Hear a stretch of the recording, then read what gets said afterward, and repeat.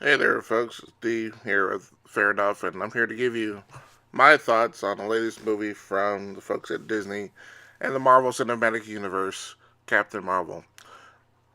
And I have to say that ultimately, the movie, I was very disappointed with what I saw. Not saying the movie was incredibly bad, but there was really nothing in this movie that made me appreciate the character, and even worse, it really did nothing for my anticipation for the Avengers Endgame, which comes out in a little bit over a month.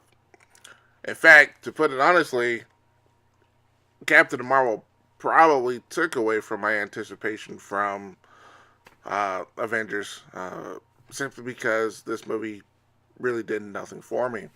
So, you know, the movie is about Carol Danvers, who is also known as Captain Marvel, and she's a woman with some type of, superhuman powers that we really never really get to delve into. And she's, without going too spoilerific, she doesn't have, she's unable to remember, her past and how she got into her present situation. And she's part of some super elite, you know, covert team, on another planet. And but at the same time, she's constantly haunted by images of her past, and she's not really exactly sure, who she is. So, eventually on a covert mission, she's captured, by the Skrulls, which is your token bad alien, you know, in the movies, and she escapes and ends up on Earth in the mid '90s. And so, she meets up with, a young Nick Fury and Phil Coulson, who are, obviously people from S.H.I.E.L.D., and they decide to help her out.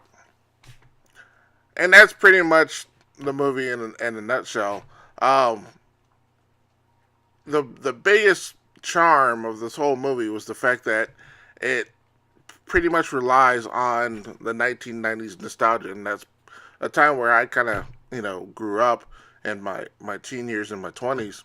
So she lands on Earth, and she crashes into a Blockbuster video store. She tries to contact her group via a payphone. That's been souped up with parts that she stole from a Radio Shack. And you notice, a Game Boy, and stuff like that. And they also make other references to, search engines like Alta Vista, before the pre-Google days. Having a Windows 95 computer, I remember having one. The thing crashed on me all the time. Uh, Pagers, for those of you that remember those things back in the day. And of course, AOL. Who didn't have an AOL account?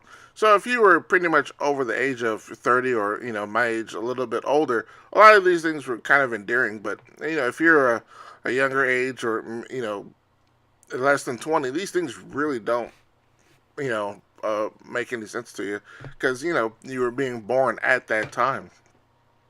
There was also a really cool, reference, '90s reference, when they showed the Stan Lee cameo, and I kind of caught on to it. But for those of you that, I won't say it, but keep an eye out, and if you see it, post in the comments below. I really enjoyed it myself. It brought back a good memory back in those days. Uh, but unfortunately, what I thought was strange was this movie was set right in the middle of the '90s, but they made no mention of Toy Story, which, as impactful as it was to the future of Disney, I thought they might have, would have thrown that in there, But anyway, that's just me nitpicking. But that's pretty much the movie's, strength. I mean, that's it. The rest of it is pretty much, uninspiring and uneventful. There's nothing in this movie that you really haven't seen before. If you go to movies all the time, everything is pretty much derivative of other movies' works. There was nothing new, nothing inventive, really in this movie. And so, you know, and what makes it even worse is that having seen this movie and having seen things done before in the past, I've seen it better executed, in previous movies. I wish the directors had brought something new to the table here, in which they, in my opinion, they failed, you know, to a large degree. Also, ultimately, I felt that the biggest problem with this movie was probably the biggest flaw in the whole Marvel Cinematic Universe is the fact that we knew that it was part of the MCU in the first place. And what I mean is, if you watch this movie alone, we know where she lands on Earth, maybe meets up with a couple of, dudes, fights the aliens and then escapes and blah, blah, blah, like I said. And, you know, if it was a standalone movie to something totally separate as long as we came in, uh, I think the movie would have done a lot better. But the fact that we knew the Captain Marvel movie was coming from the end of Avengers Infinity War, and the fact that it was already part of the MCU, and that she was supposed to be a game changer in the MCU. This movie was kind of already set up at a high level to begin with, and I think that's where coming into the movie and not seeing her being placed on that high level, it just didn't do anything for me. I mean, when you think about it, at the end of Infinity War, when the whole world is basically going to crap and everybody's turning to dust, Nick Fury, who has had this pager for all these years, decides to call her at this point in time. So when you think about it, and all these things that have happened in the previous years of, Avengers movies and Thor movies and Iron Man movies and all everything that's happened before, he's never wanted to use this pager before. And when the Chitauri, uh, came in through the portal on Avengers, these were all huge, big events. But Nick Fury never once went to the pager. But now that everybody was disappearing and turning to dust, and Thanos had, succeeded, he decides to go to the pager and call her up for help. So you're under the impression already that Captain Marvel is a big freaking deal. Okay? You see a little, insignia show up, and you're like, oh, wow, she's going to come in and make a big deal. But when you watch this movie, after watching this movie, you kind of go, well, yeah, she's got some powers, but nothing more than anybody else has. We never see what she has that stands her out from everybody else. And I think that's a huge distraction from the movie.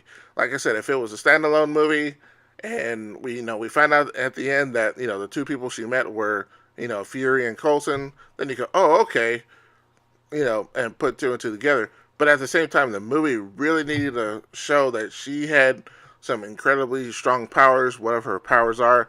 I'm not a real, never really followed her as a comic, growing up.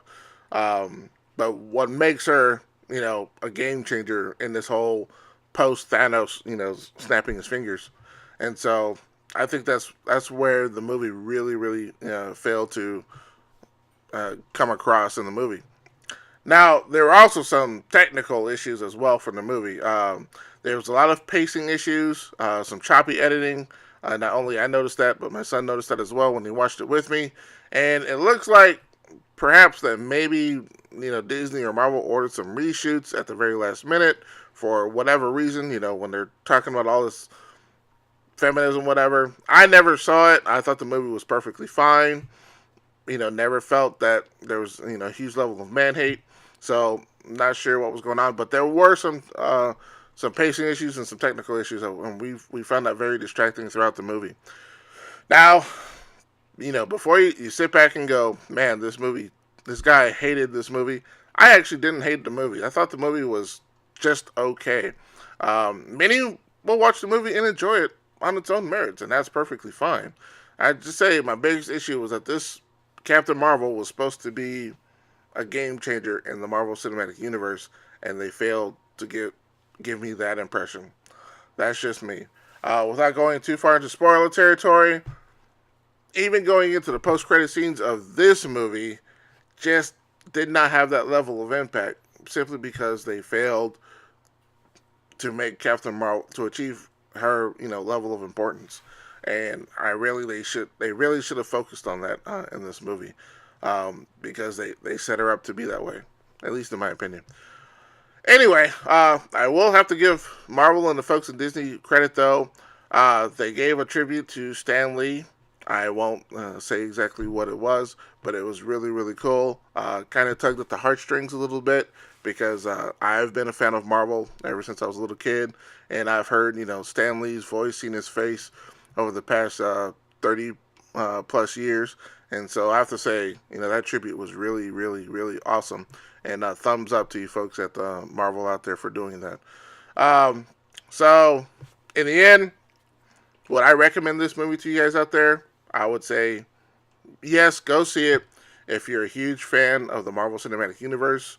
Um, it's not the absolute worst movie in the entire MCU, but it's far from the best. So, if I were to give this movie a grade, it would have to be a C minus. Anyway, what I would like to know is, what are your thoughts on Captain Marvel? Did you like it? Did you not like it? Do you agree with some of my issues in the movie? Do you think I'm just, finding something to complain about? Let me know. Post it in the comments below, and we can have a discussion. I'm perfectly fine with that. And I'm going to also post a live discussion where I and my son, Murder Muffin, are going to sit down and talk about Captain Marvel. It will be spoiler-filled, so look out for that. And like I said, if you'd like to hear more what I have to say when it comes to movies, televisions, in case you watch more than one at the same time, uh, video games, WWE, hit that subscribe button and hit that notification, and YouTube might let you know. Anyway, until next time, peace out.